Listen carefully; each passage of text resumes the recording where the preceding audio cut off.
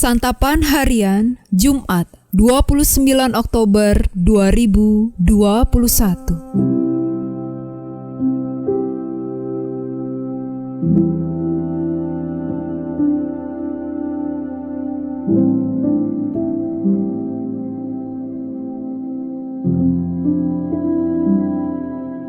Inilah program Santapan Harian, sebuah program yang mengajak Anda menelusuri isi Alkitab, agar Anda menemukan makna firman Tuhan sesuai dengan konteksnya. Santapan Harian tertuju bagi Anda yang ingin memiliki kehidupan rohani yang segar, kuat, dan sigap.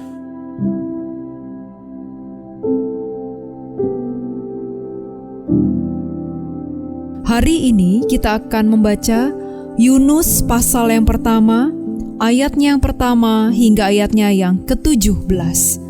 Namun sebelumnya, mari kita berdoa. Kami yakin saat Engkau berfirman, hidup kami hanya ditentukan oleh perkataan-Mu. Berfirmanlah bagi kami ya Allah, kami siap mendengarkannya. Di dalam Yesus Kristus kami berdoa. Amin. Yunus 1 ayat 1-17. Datanglah firman Tuhan kepada Yunus bin Amitai, demikian. Bangunlah, pergilah ke Niniwe, kota yang besar itu. Berserulah terhadap mereka karena kejahatannya telah sampai kepadaku. Tetapi Yunus bersiap untuk melarikan diri ke Tarsis, jauh dari hadapan Tuhan.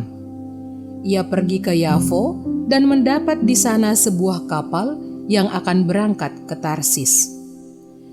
Ia membayar biaya perjalanannya, lalu naik kapal itu untuk berlayar bersama-sama dengan mereka ke Tarsis, jauh dari hadapan Tuhan. Tetapi Tuhan menurunkan angin ribut ke laut, lalu terjadilah badai besar, sehingga kapal itu hampir-hampir terpukul hancur. Awak kapal menjadi takut, masing-masing berteriak-teriak kepada Allahnya, dan mereka membuang ke dalam laut segala muatan kapal itu untuk meringankannya. Tetapi Yunus telah turun ke dalam ruang kapal yang paling bawah dan berbaring di situ, lalu tertidur dengan nyenyak. Datanglah nahkoda mendapatkannya sambil berkata, "Bagaimana mungkin engkau tidur begitu nyenyak? Bangunlah, berserulah kepada Allahmu. Barangkali Allah itu akan mengindahkan kita, sehingga kita tidak binasa." Lalu berkatalah mereka satu sama lain, "Marilah kita buang undi, supaya kita mengetahui karena siapa kita ditimpa oleh malapetaka ini." Mereka membuang undi, dan Yunuslah yang kena undi. Berkatalah mereka kepadanya, "Beritahukan kepada kami karena siapa kita ditimpa oleh malapetaka ini. Apa pekerjaanmu dan dari mana engkau datang? Apa negerimu dan dari bangsa manakah engkau?" Sahutnya kepada mereka, "Aku seorang Ibrani. Aku takut akan Tuhan, Allah yang empunya langit, yang telah menjadikan lautan dan daratan." Orang-orang itu menjadi sangat takut, lalu berkata kepadanya, "Apa yang telah kau perbuat?" Sebab orang-orang itu mengetahui bahwa ia melarikan diri jauh dari hadapan Tuhan. Hal itu telah diberitahukannya kepada mereka. Bertanyalah mereka, "Akan kami apakan engkau, supaya laut menjadi reda dan tidak menyerang kami lagi? Sebab laut semakin bergelora." Sahutnya kepada mereka, "Angkatlah aku, campakkanlah aku ke dalam laut, maka laut akan menjadi reda dan tidak menyerang kamu lagi. Sebab aku tahu bahwa karena akulah badai besar ini menyerang kamu." Lalu berdayunglah orang-orang itu dengan sekuat tenaga untuk membawa kapal itu kembali ke darat. Tetapi mereka tidak sanggup, sebab laut semakin bergelora menyerang mereka. Lalu berserulah mereka kepada Tuhan, katanya, "Ya Tuhan, Janganlah kiranya Engkau biarkan kami binasa karena nyawa orang ini, dan janganlah Engkau tanggungkan kepada kami darah orang yang tidak bersalah.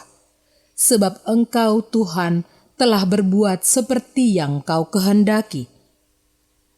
Kemudian mereka mengangkat Yunus, lalu mencampakkannya ke dalam laut, dan laut berhenti mengamuk. Orang-orang itu menjadi sangat takut kepada Tuhan, lalu mempersembahkan korban sembelihan bagi Tuhan, serta mengikrarkan nazar. Maka atas penentuan Tuhan, datanglah seekor ikan besar yang menelan Yunus. Dan Yunus tinggal di dalam perut ikan itu 3 hari 3 malam lamanya.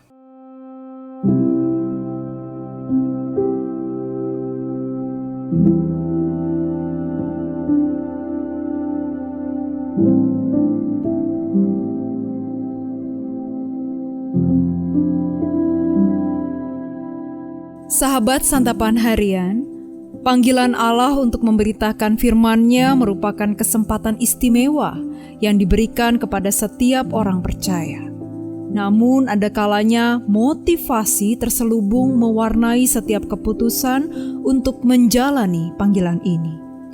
Nabi Yunus hidup pada masa pemerintahan Yerobeam II di Kerajaan Utara. Ia mendapat panggilan Tuhan untuk memberitakan penghukuman atas Niniwe, ibu kota kerajaan Asyur, yang merupakan musuh Israel.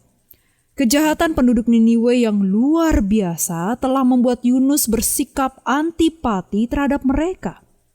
Yunus berpikir bahwa ia mempunyai pilihan dalam merespon panggilan Tuhan. Karena itu, ia memilih melarikan diri ke Tarsis. Sebagai seorang yang menerima tugas untuk memberitakan firman Allah, Yunus lupa bahwa panggilan Tuhan bukanlah sebuah pilihan. Menyatakan kehendak Tuhan merupakan sebuah kewajiban yang harus dilaksanakan. Bagaimanapun upaya Yunus untuk lari dari kehendak Tuhan, ada cara Tuhan yang unik untuk membawa kembali Yunus kepada tugas yang ia harus terima, yaitu dengan memakai orang-orang yang tidak percaya. Kepastian akan rencana Allah yang harus terlaksana melalui hamba-Nya ini tidak dapat dihalangi oleh apapun. Bahkan sang nabi tidak memiliki pilihan untuk menolak. Atas penentuan Tuhan, seekor ikan besar datang dan menelannya, sehingga ia harus berada di dalam perut ikan selama 3 hari 3 malam. Panggilan Tuhan harus dilihat sebagai hak istimewa dan kesempatan luar biasa yang dianugerahkan kepada kita. Ini bukan pilihan antara kehendak kita atau kehendak Allah. Ini memang adalah kehendak Allah. Ketika Tuhan memanggil kita untuk melayaninya, yakni untuk menyatakan maksud dan rencananya atas manusia, terimalah panggilan itu sebagai sebuah kehormatan yang diberikan Allah. Ini bukan pilihan, ini kewajiban. Jangan pernah berpikir untuk lari dari tanggung jawab itu, sebab Dia akan mengejar kita dan tangan-Nya yang kuat akan mengarahkan dan menuntun kita kembali untuk menjalaninya. Terimalah panggilan-Nya. Mari kita berdoa.